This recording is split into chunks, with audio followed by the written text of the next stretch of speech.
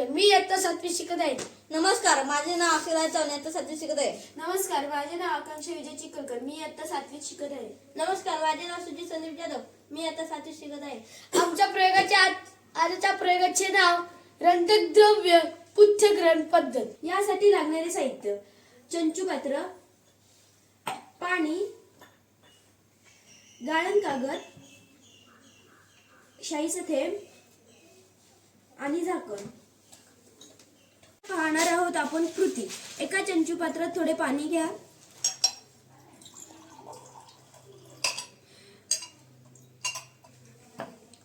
गाळण कागदाचा लांब तुकडा घ्या. त्याच्या एका कडेपासून सुमारे 2 सेमी अंतरावर निळ्या शाईचा ठिपका द्या व हा कागद पाण्यात उभा करा.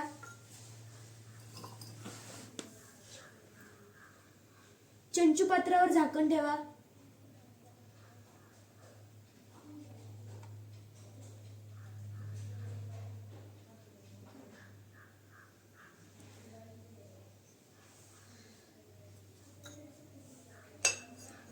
काही वेळा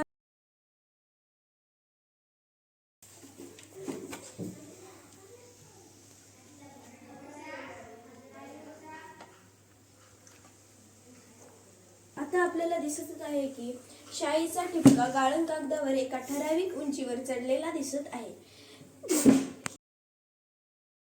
शाईमध्ये वेगवेगळ्या रंगछटांचे 2 किंवा अधिक घटक पदार्थ असतात. अशा वेळेस ते पदार्थ त्यांच्या रंगछटांमधील वेगळेपणामुळे वेगवेगळ्या उंचीवर चढून एकमेकांपासून वेगळे ओळखू येतात.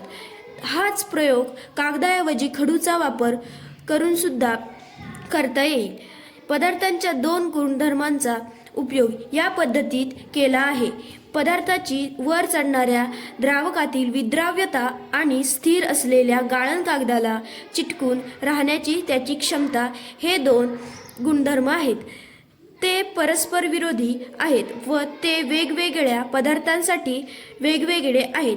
त्यामुळे मिश्रणातील घटक पदार्थ वर चढणाऱ्या द्रावकाबरोबर गाळण कागदाच्या टोकापर्यंत न चढता कमी अधिक प्रमाणात मागे राहतात. धन्यवाद.